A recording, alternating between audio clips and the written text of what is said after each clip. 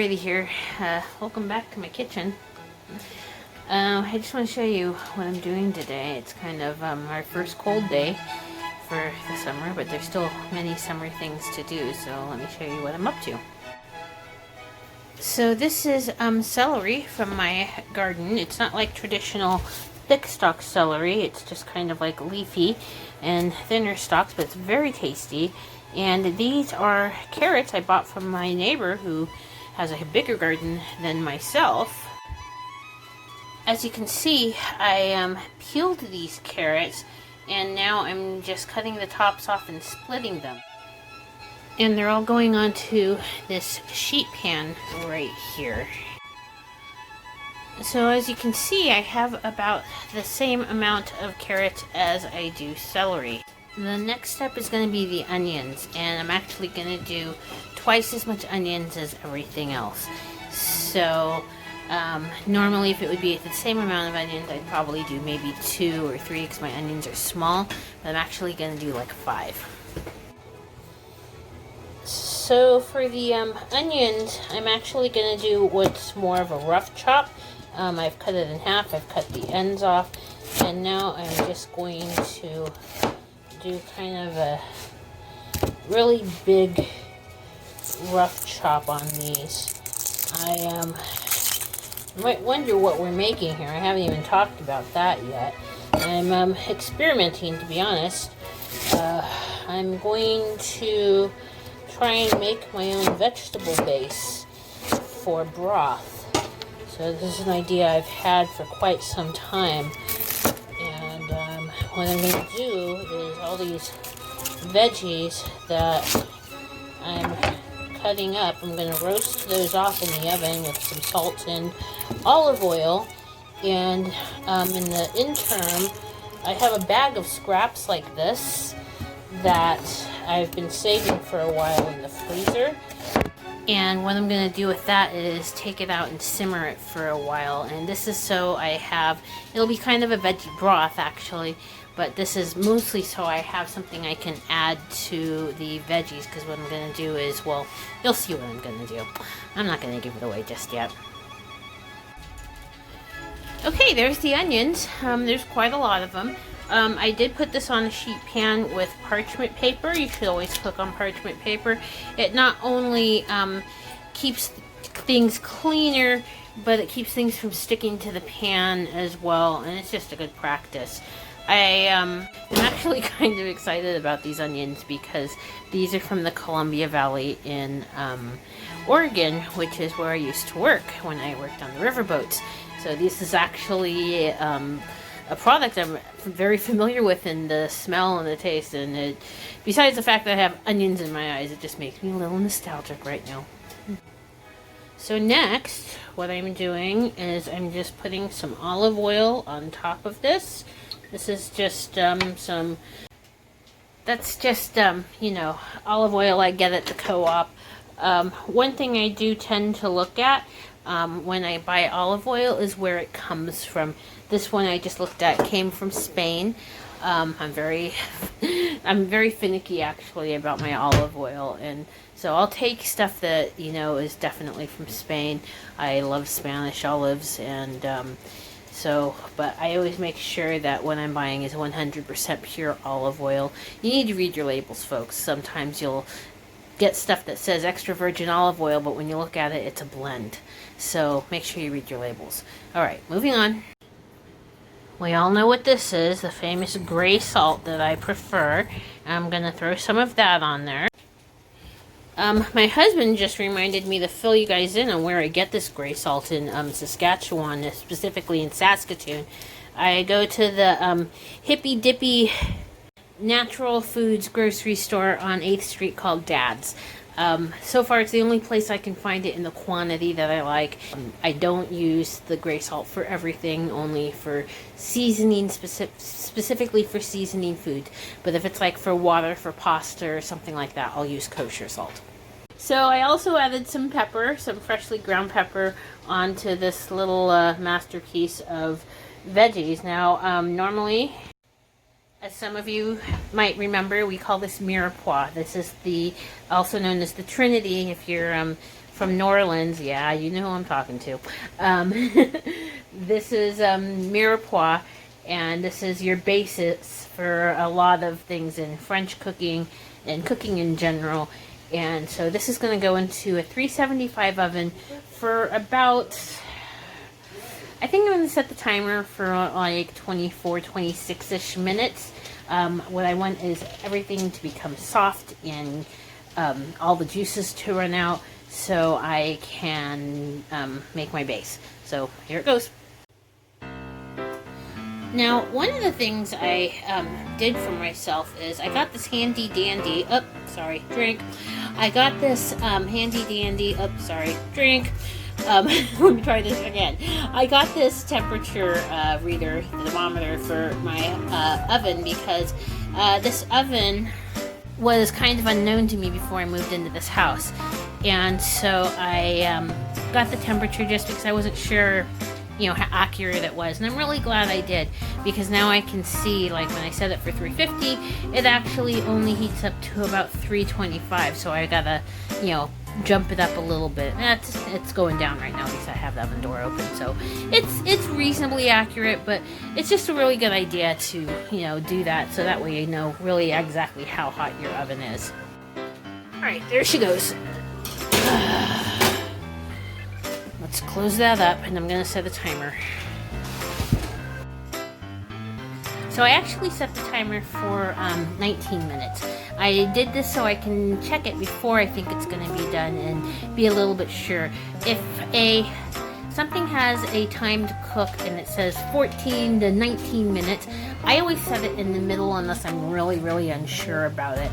That way you can always cook it more, but you can't cook it less. So always give it a little bit less time than you think you need. Alright, next I'm going to set up some water for all these scraps to make a little veggie broth.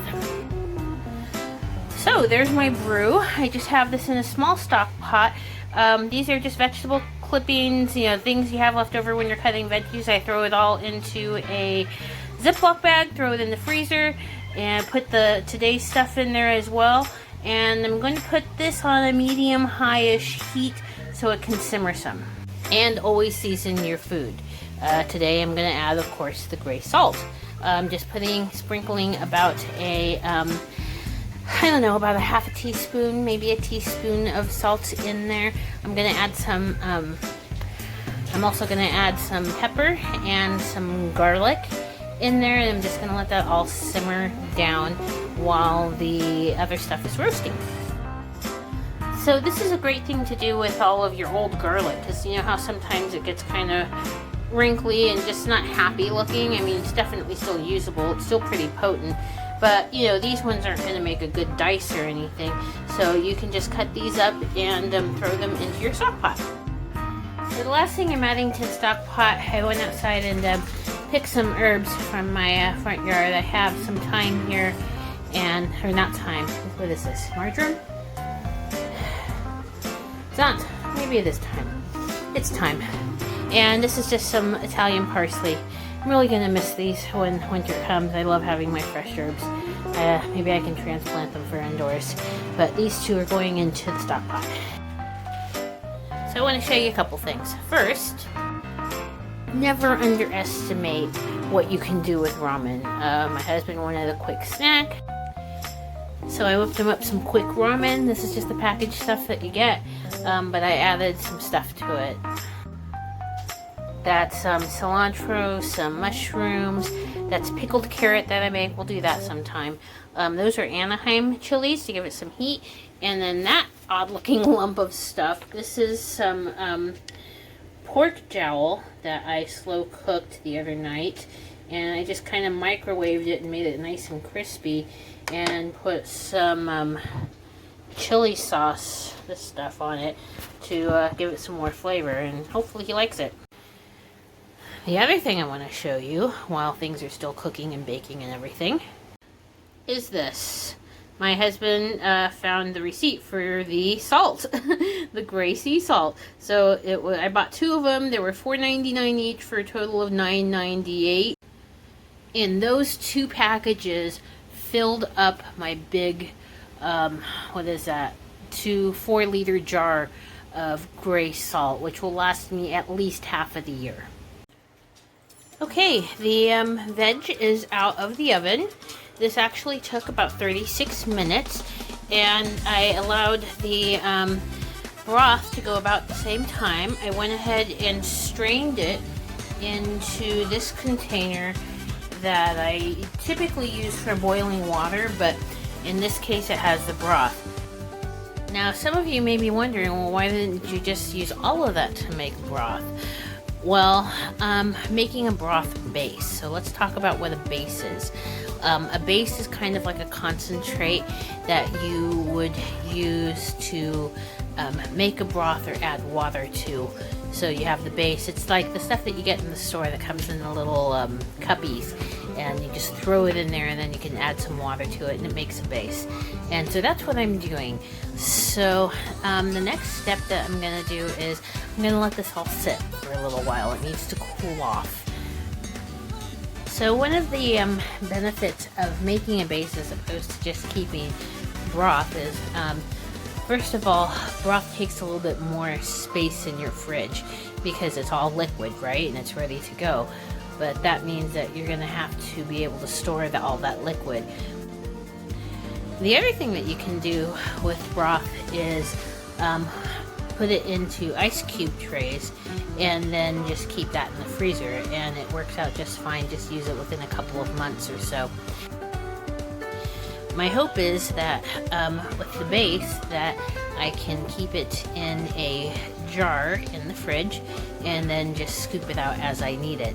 So we'll see how this whole thing works out. So I have allowed the veggies to cool off, and I've put them inside the handy dandy drink Cuisinart that I have.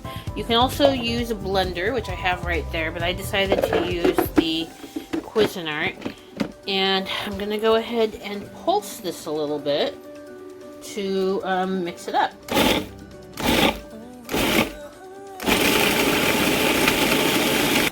And this is what I have so far. So now what I'm going to do is I'm going to take that broth that I made and add it to give it a little bit more, a little bit less textury, a little bit more creamy-ish type of a consistency. So now I'm going to go ahead and add some of this broth that we made to it to get the consistency that I want.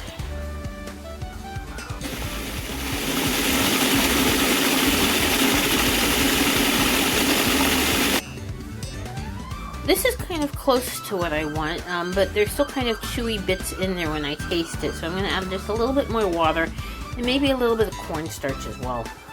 And remember, anytime that you're using cornstarch, you always want to make it into a slurry before you put it in. Otherwise, you're going to get big chunks of cornstarch in whatever you're doing. That's what I did here, and I'm going to go ahead and add that in. And let's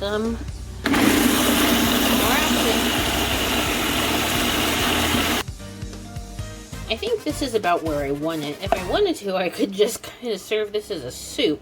It's actually not bad tasting, but it looks like it's gonna maybe serve its purpose. I'm gonna go ahead and do this again with the rest of the ingredients I have left over, and then throw it into a jar into the fridge. So I used my handy dandy drink jar funnel to put the second batch of base that I made. This one's a little bit thicker than the first one. I also added some lemon juice to it to help both preserve the color and just be as a general preservative so it can live in the fridge for longer. I imagine this will probably keep in the fridge for about 2 months, maybe. This is the first time I've done this, so, you know, let's experiment. If you want to do it too, you know, let me know how yours came out and how long it lasts. I think that's about it. I have a little bit of the base in the first batch I have in this measuring cup, and I think what I'm going to do with this is go ahead and put these into ice cube trays and see how it holds up frozen as well. So that's it for now. If you want to, you know, play along, try this out, see how it works for you, and let me know. Thanks. Thanks for watching.